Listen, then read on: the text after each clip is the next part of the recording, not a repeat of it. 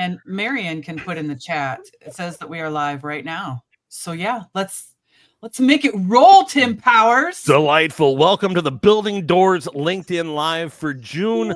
I'm Tim Powers. If you ever wondered who that jerk is, it's me. And today we're diving into improv. And I am thrilled to be joined by my good friend Christy Harst.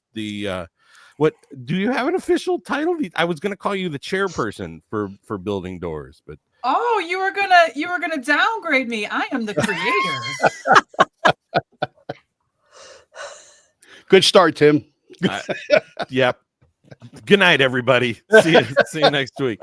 I'm also joined by some dear friends and very talented fellow voice actors, Mr. Bill Seller, Miss Bethany Lanza, and Miss Amy Beaver.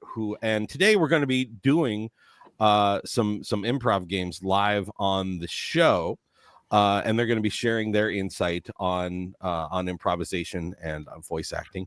We want this to be an interactive conversation. So do me a favor and drop your thoughts and questions into the comments section, and we'll be checking that throughout the event. So this is real time. You're actually corresponding with us. We'd also love to hear from you beyond the live show. So there's a phone number. That phone number, get your pens ready, ladies and gentlemen, 216-307-1917. Call that number anytime during or after the event and leave us a short voicemail with your thoughts on today's discussion. Again, that number is 216-307-1917, and that's all part of the Building Doors campaign. I also want to thank some of our supporters who recently bought us some coffee. Thanks to Andrea Burke, former professional rugby player and broadcaster for CBS, TSN, and World Rugby, for her donation. If you love the Building Doors campaign, our live events, or our podcast, or just Christy, because how could you not? Buy us a coffee at buymeacoffee.com/buildingdoorsvo. Okay. We appreciate your support, and we could not do this without you. So thank you, everybody, for being here. So as I said before, I'm Tim Powers. I had developed what's called Timprov, which is improvisation online for voice actors. And I created this a few years ago as I was coaching brand new actors, folks who had not only never done voice acting before, but have never acted before. Folks who are like, I got a good voice. How hard can it be? And what they found is, as a lot of us have found, it's very difficult. It's very nuanced. It's very complicated. And a lot of those actors were just bent on getting it right. They wanted to do it absolutely right. They wanted to get it perfect. And as I've said a lot of times, what we do is an art, not a science. So there's room, and the spontaneity is what's important. Meisner's definition of acting is behaving in a truthful manner under imagined circumstances. And that's our job, is to imagine circumstances that we are not actually physically in and act as if we were, right? No one wants to listen to us talk into our microphones in a booth, right? And so the concept of improvisation is acting without a script. And every single person on the planet has been improvising their entire lives. People think, oh my gosh, I could never be as funny as the people on Whose Line Is It Anyway? I could never do what Second City does, or I could never do what the cast of Saturday Night Live does. And yes, you can, because you do it all the time. You're just making choices and behaving. Every conversation you've ever had in your life is completely improvised. You have maybe an idea of where you want to go, but you are improvising that conversation. If you get sent to the supermarket to buy Cheerios and they're out of Cheerios, you figure out what to do. That in its very nature is improvisation. You just don't stand there like a sim waiting for the Cheerios to show up. You figure out what to do. You improvise all the time. It's the same thing we did when we were kids, right? I've said this before too. In 1975, when my brother and I were tying dish towels around our necks and running around in the backyard, we stopped being Tim and Rich Powers. We were Batman and Robin. We acted as if we were Batman and Robin. We didn't have a script. We just improvised. That's all we're doing here today. So what I kind of wanted to do was just demonstrate how anybody can improvise. I was talking to Christy before the show, and she's never taken an improv class. She's a very talented voice actor, an amazing person, but never taken an improv class. And so what I kind of want to do is demystify the process and just show that it can be done. It's really easy. Okay. So I have now talked for like 10 minutes straight. And Christy, this is your show. Should I maybe hand you the mics? Are there questions? Are there things that we need to hit? Beautiful. Okay, cool. Here's what we're gonna do. The first game that I want to play is called the Mike Gonzalez Family Photo Album. Okay. And for that, I'm gonna need to share my screen. So I will in a second. And so Mike Gonzalez is a friend of mine and a voice actor who's come to Timprov for about the last 4 years, and we've gotten to know each other. And he has given me photos from his family album. And I'm going to show you some of those photos from the album. And I want you to tell me, because you know the history of the Gonzalez family as good as I do, as good as Mike does. You know what's going on in the photos. You know who they are. You know why the photo was taken. You know what that moment in history is. Okay. And I want you just to tell me what's going on in that family photo. So, Christy, I would like to share my screen. Okay. I think you just have to request it. Beautiful. Give me just a second. And Bill, I want to start with. Here we go. That's the one. So Bill, you know Mike, right? Oh yeah, we go way back. Yeah, way back, right? And you know the Gonzalez family history. Yes. So here's what I want, dude, is I want you to tell me about this event in the Gonzalez family history. Can you see this? Who is this person and what's going on here, dude? That's Mike's great aunt. And actually she's the one right up front near the little girl. Oh, good. Yeah, thank you. Yeah. And she's leading the whole family to try to track down this girl because, she's trying to leave the penguin flock, and Mike's great aunt. No, she's not having it. She's not having it. She wants her to come back. And the main reason she needs her to come back is, well, she's got all the fish. So they're tracking her down. It's a family event. It's kind of like an outing. Yeah. They just want their fish back, but this little girl is having none of it, but neither is his aunt. So she is leading the pack of Gonzalez penguins up there to grab their food. Pretty simple. And there you go, right? Bill had no idea what was coming. That's the beauty of it. All right, cool. Amy.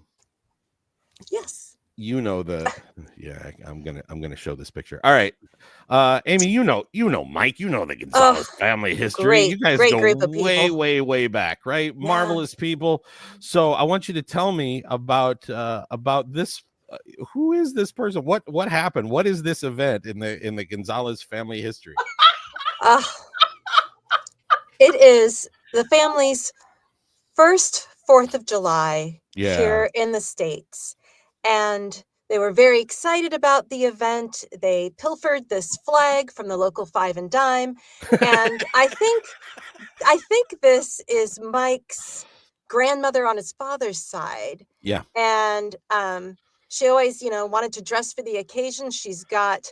It looks like she's mixing several holidays. If you look closely at her purse, it appears that it could be Santa on his sleigh being pulled by a reindeer. Mm-hmm. So she wanted to kind of pull in Christmas, but also the 4th of July. However, there were some people in the family that were not supporters of combining those two holidays, hence why she chose to arm herself so that she could defend her stance that the two holidays go together. There you go, right? All right, I love this so much. See, and that's the thing. We'll talk about this game in a second. All right, Bethany, you know Mike. You worked with Mike. We've partied with Mike, right? I mean, tell me all about. Let's see. Here we go. This event in the Gonzalez family history. Here we go. Boom. What I mean, Mike's family is full of amazing things. Well, Mike's family has always been growers of different items, and their most prized possession is how big can we get this pickle? And really, it starts as a cucumber, but because they have this big vat of like vinegar and stuff that they dip these massive pickles in. The biggest one that they had, like this one is really small compared to the human sized, like Shaquille O'Neal sized pickle that they originally had, but they didn't have cameras at that time, so they couldn't take pictures. So it was just all in memory. And so this is sort of Shaquille's son, this pickle right here, and they named him Shaq Jr. And they dipped that into the vat of vinegar in order to make it, to ferment it and get the pickle from the cucumber. And it just dwarfs all of the other items in their garden at this time. And they were just well known in the community for what they can produce. There you go. See, that's what it's all about, right? Just beautiful story, Bethany. Really, really nice. All right, Christy. Oh no! There we go. Come on. Well, now here's the thing, Christy. Christy, you know the Gonzalez family history, right? So all you need to do is take a look at the picture. Tell me who's in it, what's going on, what's the backstory behind this picture, right? Just like great. Everybody else did, with all the confidence of everything there. So tell me about this event in the Gonzalez family history. How did this happen? So for those listening on the podcast, this picture is of a woman on a bed, a white woman. And there is a bear, appears to be like middle-aged, maybe teenage grizzly bear with the paw over the shoulder of the white woman. Right. And so I make sure to describe it as a middle-aged white woman, because as we all know, middle-aged white women, Karens, they love to take in some animals. And they'll take in anything. They'll see a coyote and say, "Oh, that's a dog. I'm gonna take it in. Oh, it's so cute.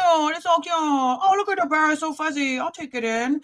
And I think that's what this woman right now is realizing, is that she took in what she thought was a dog, and now in its teen years is becoming a grizzly bear, and she has a bit of regret. That's why she has her palm on her face, because she's realizing she committed a bit too big. Right? Isn't that how it happens? You bring them home from the hospital and they're all cute and fuzzy, and then when they get to be teenagers, you're like, "Oh, what have I done? I have been," right? We've all been there, right? Great work, Christy. See, now, why is this game important, and how does it apply to what we do as voice actors? Well, when we get a script, especially those of us that work in video games, a lot of times we're not given a lot of detail, right? We know about our character, but we don't know the content of the scene. And so the line is, "Hey, let's go get some coffee." There are infinite numbers of ways that you could perform that line to give the audition for your video game.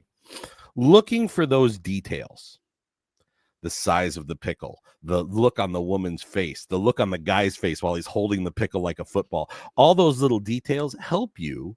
Using that muscle helps you find the little nuggets in your script that give you an idea of what the scene is. If a word is repeated a couple of times, or if there's an unusual word choice, maybe that's something that the writer's trying to get across, or you hear or you see the same concept repeated over and over and over again.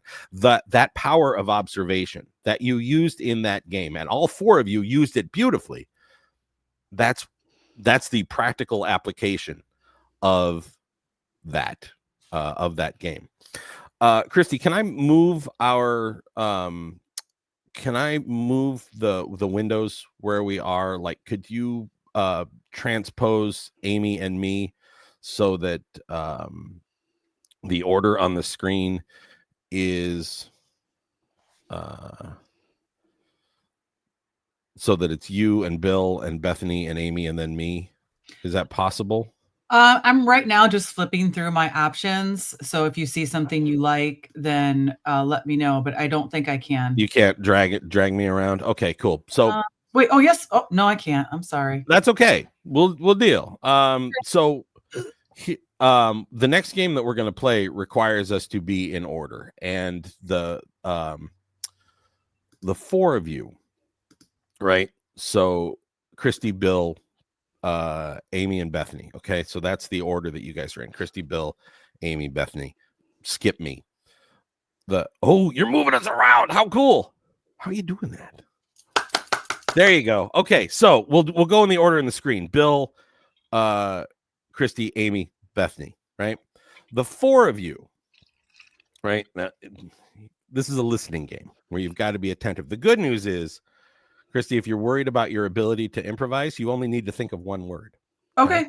Right? So the four of you are the world's foremost expert on, since I don't have an audience to get some suggestions from, you guys are the world's foremost expert on lawn care. Okay. You know more about lawn care than anybody else in the world. Now, for those of you in the comments, you're going to be asking questions to these four marvelous actors who are actually scientists and know more about lawn care than anybody else. And today we're hosting the Building Doors seminar on all things lawn care. Okay. Unfortunately, on the way to this event, the four of you were involved in a horrible nuclear accident, and you were fused into a single being, sharing a brain, and you were only allowed to speak one word at a time, but you use complete sentences.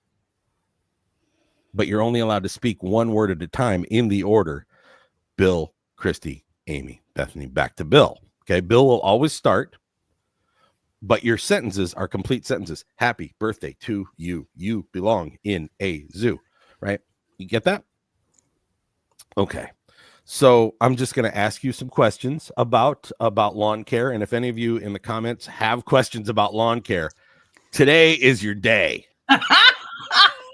Today is your day to get those questions answered by these very talented folks. Because, folks, in addition to being the voice actor, coach, and director that I am also a homeowner, and I have a lawn. And let me tell you, Building Doors has spared no expense to bring you the world's foremost expert on lawn care. World's foremost expert on lawn care, so that we can address you by name. Would you kindly greet us with a polite salutation and introduce yourself by name, please? Hello. My name is Turf. and dirt and McGillicuddy. All right. Well, if I could take the liberty to call you Turf, we're delighted to have you here today. One of the things that has beset my lawn here in Western New York is crabgrass. What is the best way to get rid of crabgrass in my yard? Well, photosynthesis will occur also when you place rover sunlight directly across from the sun. Yeah. See, again, your answers don't have to be factually accurate. They just have to work in a sentence. So there you go. We're placing sunlight directly across from the sun. If it was a snake, it would have bit me, right? Okay. You have some questions, Tim, in the chat. Oh, I do. Okay, cool. They're actually pinned. They're actually pinned on the screen. One woman asked, let's see here. Rebecca Larrabee wanted to know, how does she change her lawn to high grade grass? Legal in Canada, I believe. So how do you change your lawn to high grade grass? Uncle sod will crop dust. It's hyphenated. I'll allow it.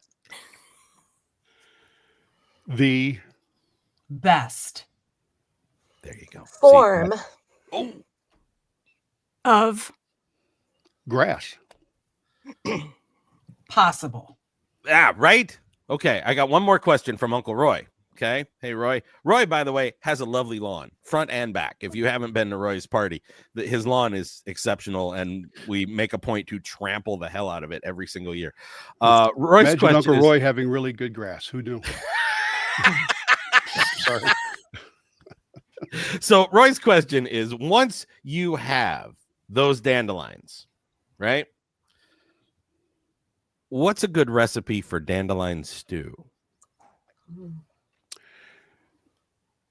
The First, Step Is picking, dandelions. then you crush, The dandelions, with a mortar. also a rock.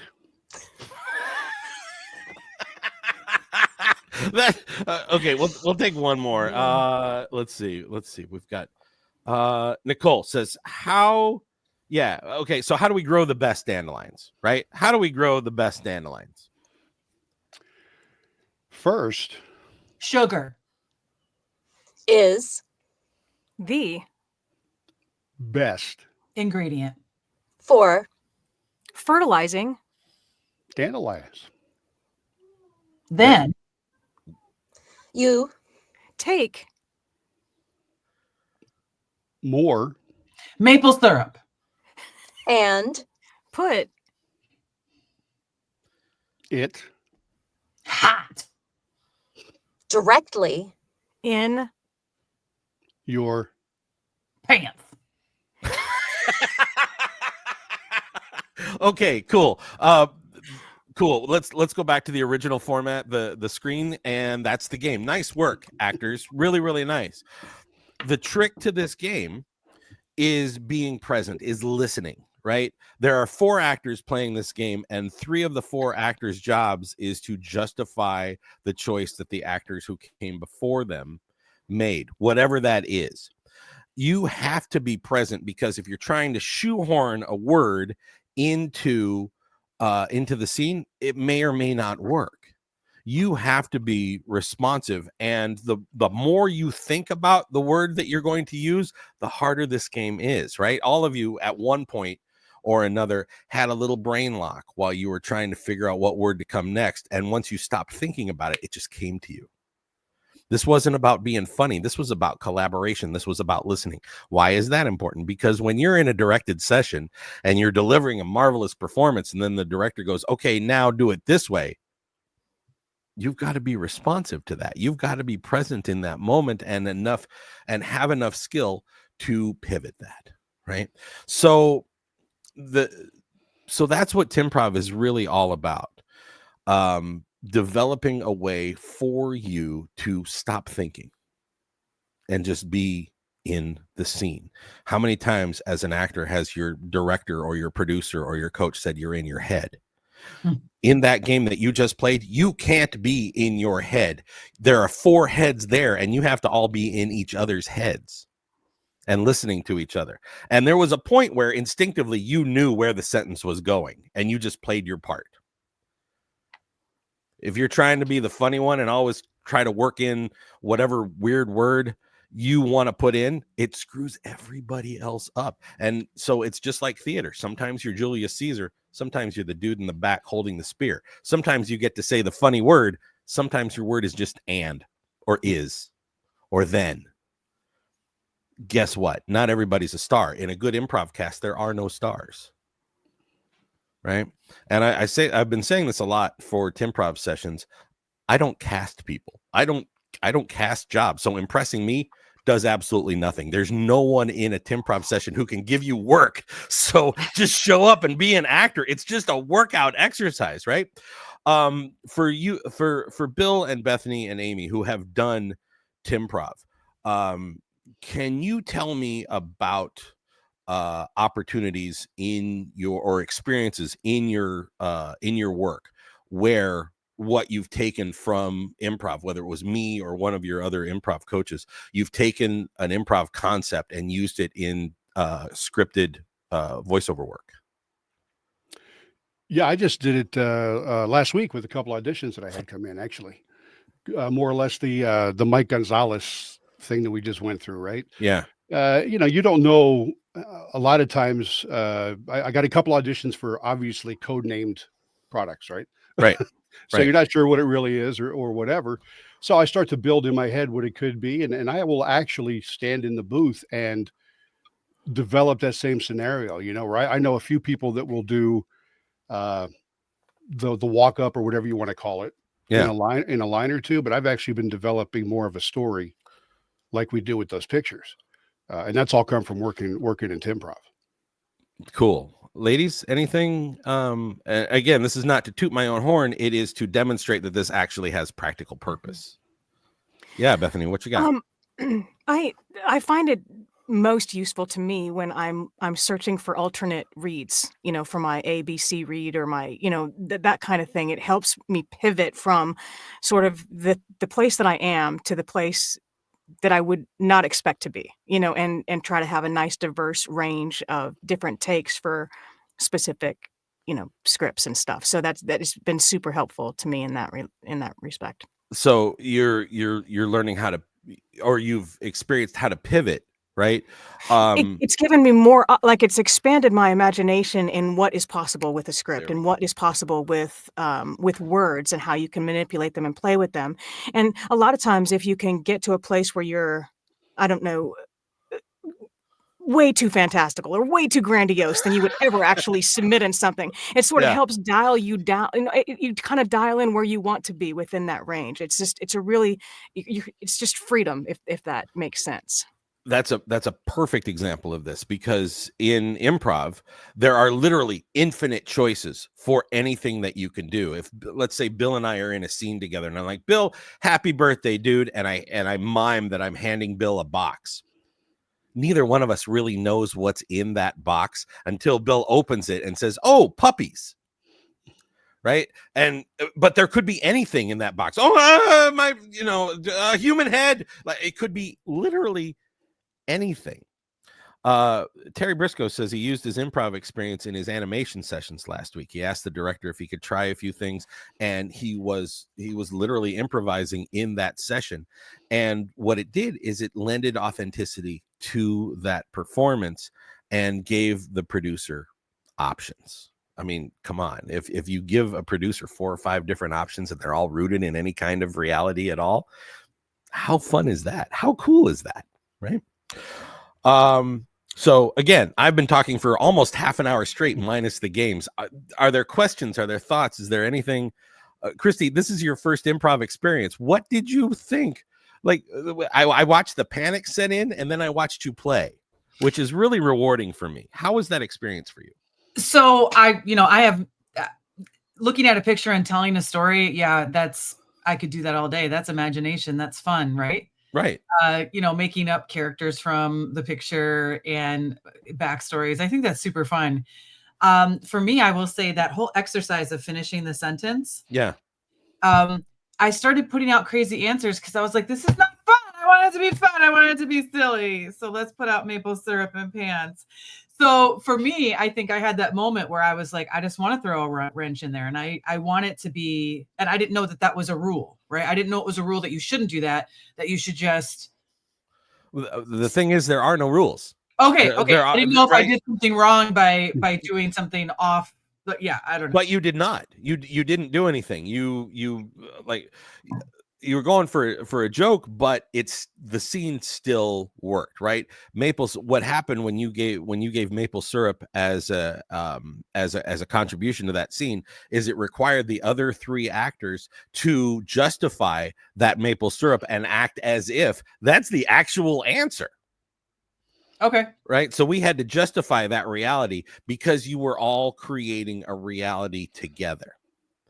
And if you're throwing something interesting, that's kind of a gift. Right. Told you, thank you. Well, so there you go, right? It's a gift, meaning it's a little nugget that those other actors can play with. If we started to go on about, how adding sugary substances to your lawn enhances the lawn care, that becomes the reality that we have because it's the reality that we are creating. Just like the example that I used where I gave Bill a box and he opened it up and there was, a Holly Hobby tea set in there. Right? Who knows? That becomes our reality because we're creating the reality a little bit at a time. It's Bethany, what? I just wanted to add to this that pants seems off kilter, but if that had continued, it would have been pants, like in Shawshank Redemption, how he sticks the rocks in his, in his pocket and he drops the rocks all over that's how he got rid of his wall. If anybody's seen that movie, but you never know where pants could have taken. What direction that could have taken. And so it sounds off kilter because we ended there, but it may not have been if we had continued that. I was just wanting to add that. No, you're absolutely right, which leads me to the mantra of all things improv, Bethany. Thank you for that springboard. If you study improv for just a little bit, you start to learn the two most important words in improv, and in my experience, the two most important words in life. Yes, and. Right. And you've seen it. Like if you talk to improvisers or you watch people make fun of improv on TV or whatever, they have that. Yes. Cheryl, you're one step ahead of me. Yes. Meaning you accept whatever information you're given.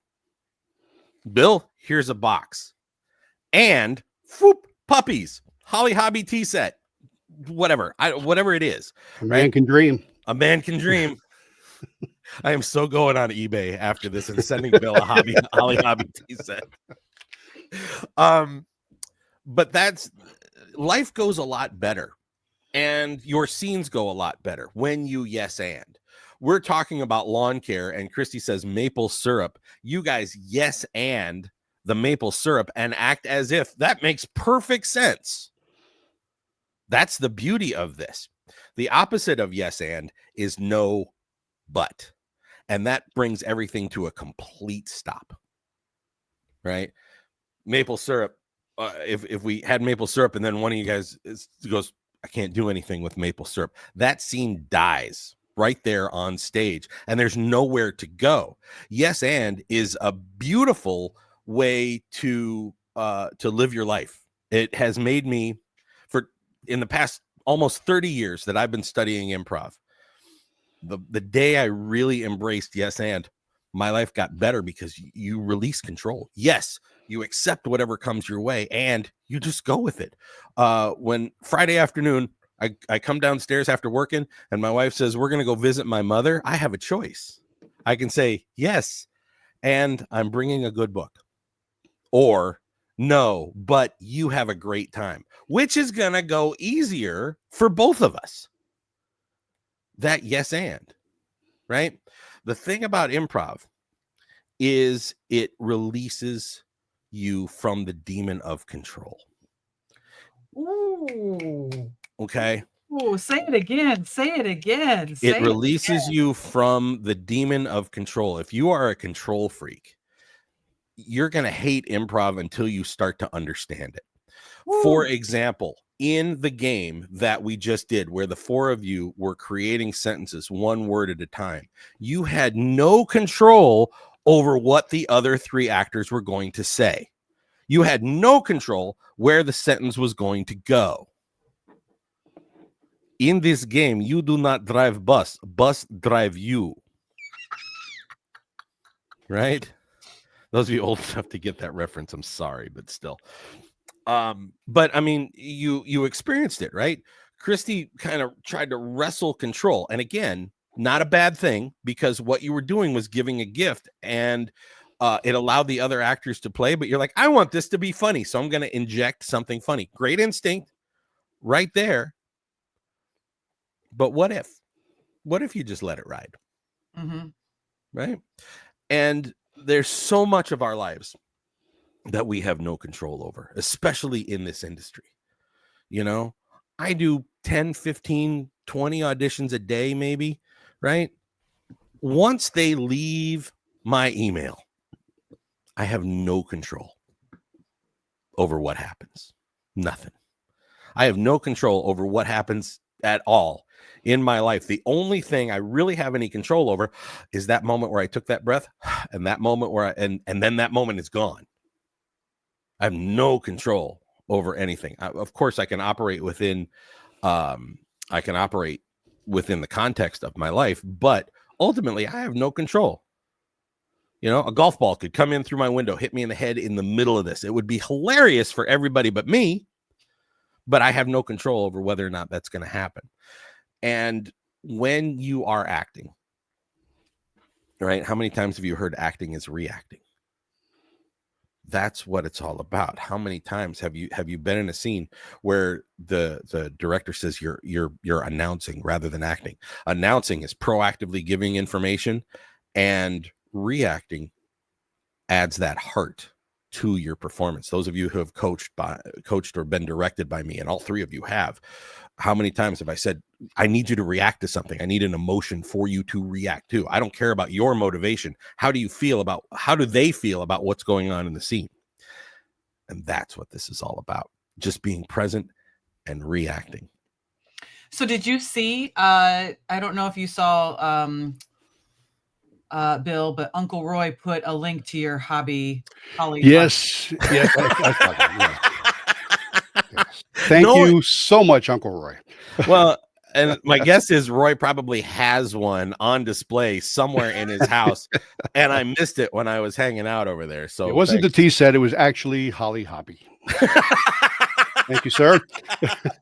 Roy, by the way, is marvelous with improvisation. I've been directed by Roy. I've worked in his studio, and his whole life is about yes-anding things. And it's fabulous. So having said all this, man, you know, if our job is to act and sound spontaneous, improv is a great crash course in being spontaneous. I would encourage everybody, if you live in a relatively major metropolitan area, to take a live improv class wherever you are. Odds are good, if you're in a city with more than 500,000 people in it, there's an improv studio there somewhere. And if not, there's one pretty close by. And an intro level 101 class where no one has any more experience than you can be incredibly liberating. If you're the kind of actor who goes, what do I do with this scene? What do I do with this scene? Improv forces you to make those decisions.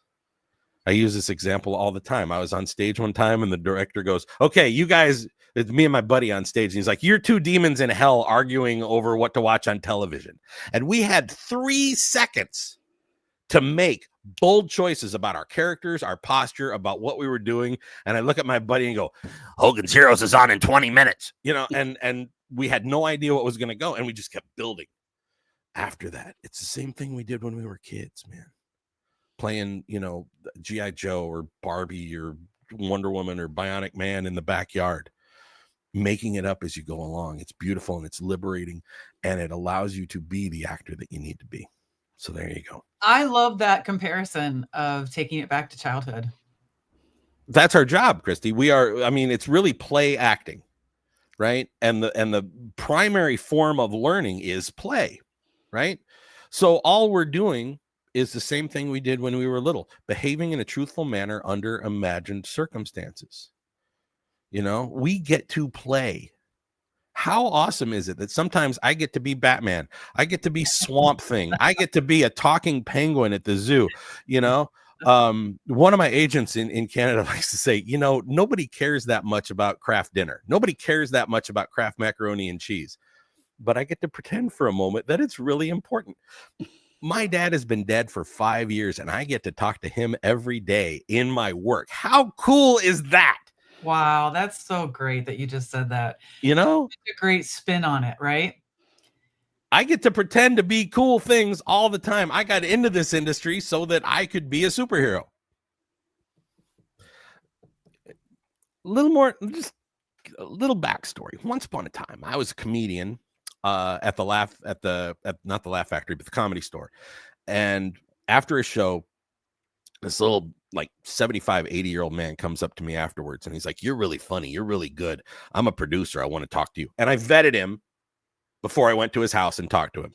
And it turns out he was the producer and director for Gilligan's Island and Dobie Gillis. He worked on Flipper. He was a TV writer, and he had this museum full, like, he used to write jokes for Bob Hope, and his house was a museum full of, like, you know, memorabilia from the stuff that he worked on. And he said, "You're really good. You're really good. You're really funny. But with that face, you're never going to be a leading man." And I said, "Okay. So how can I be a leading man when I look like I live in bedrock?" Right? Guess what? I can be a leading man right now, you know? So there you go. Ellie Cat says, "I was Batman for her son," which is true. Her little boy was having a birthday and he was a huge Batman fan. So I got to leave a voicemail message as Batman for her little boy. And how cool is it that I get to be Batman, right? That you get to be president, you get to be CEO, you get to be, you know, the whatever it is, whatever you're going to play, you get to be that. And you get to commit to the fullness of that whole thing. How cool is it that we get to pretend and play for a living while other people, with all due respect, have to go pump gas for people, have to act like they really care how your day is at Costco? Hey, Tim, we have a request for more games. Do you have any other exercises we could do before we close out? Yes, and I will think of one right now. Yes, and yes, and yes, and I will think of one right now, because those two are really, really easy to do right off the top of my head. Here's what you do. Here's what we do. All four of you at your workplace, right where you are, you have various and sundry items around your workspace, right? And I just want you to grab one of the things that you have just lying around at your desktop, right? And so Roy Shemp was absolutely a leading man. So the item that you pick up is, once you pick it up, becomes something different than what you picked up. So for example, if you picked up a paperclip, rather than tell me it's a paperclip, the features of that thing are going to help me solve a problem. Okay. And my problem is my new puppy, Bucky, who, by the way, is adorable. He's a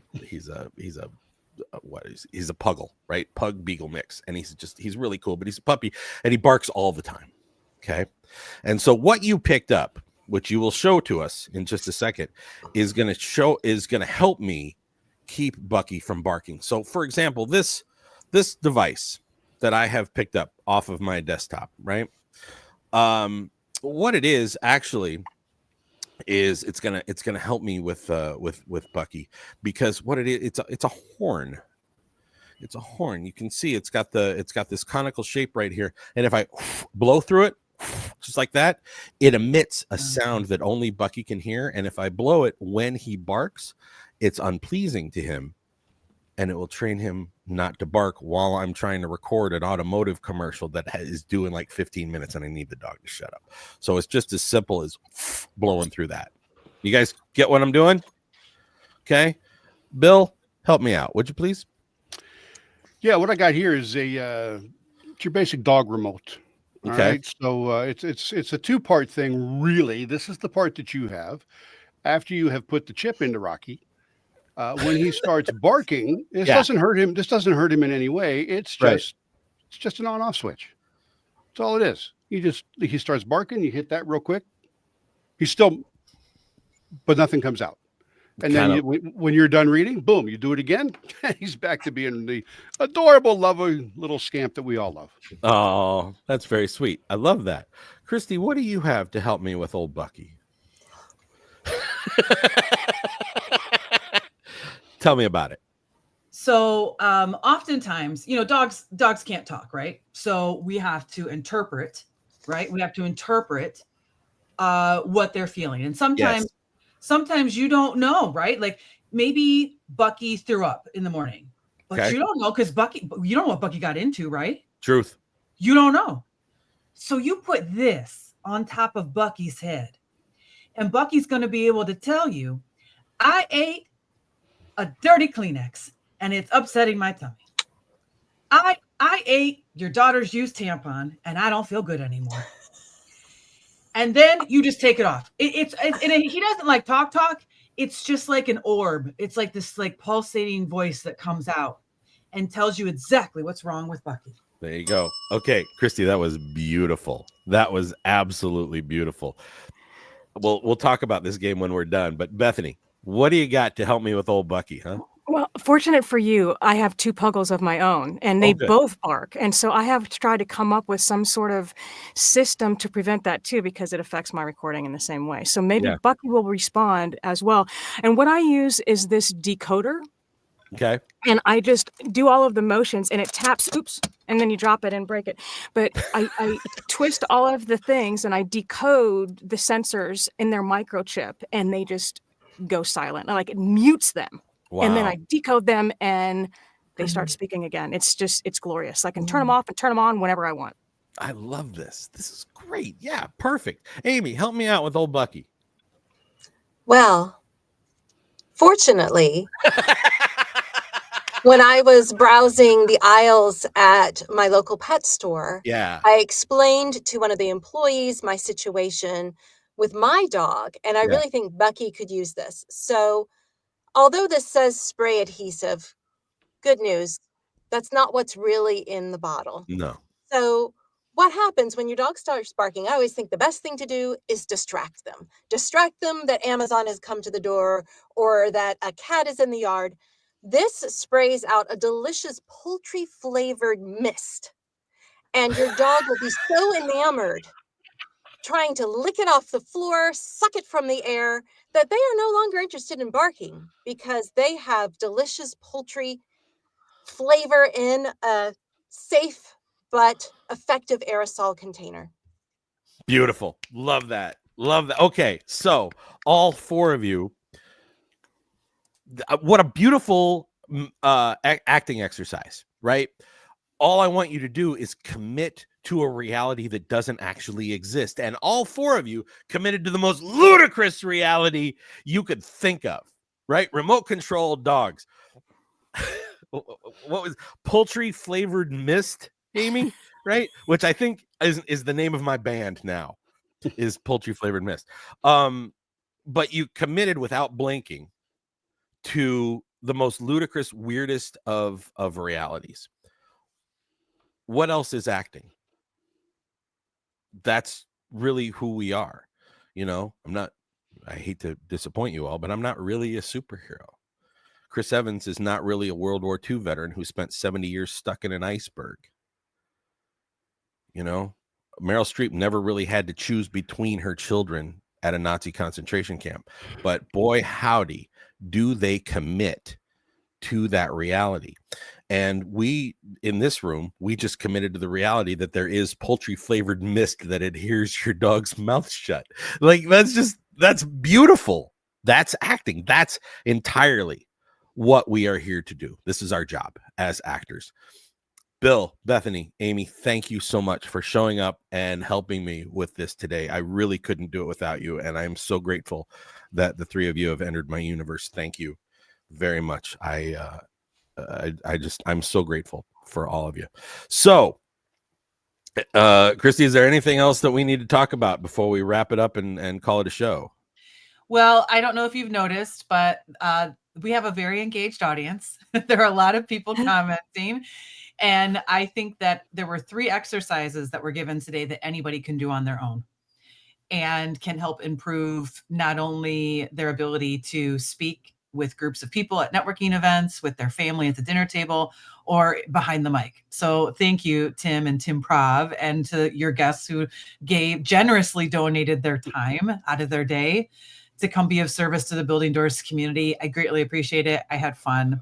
And I'm so glad that my first experience with improv was with all of you.